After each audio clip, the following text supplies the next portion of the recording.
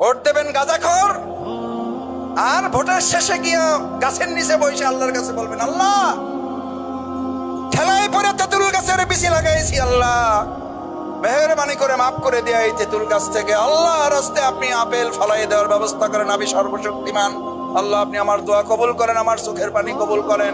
আল্লাহ তাআলা তেঁতুল গাছ থেকে আপেল ফলাই দেবে।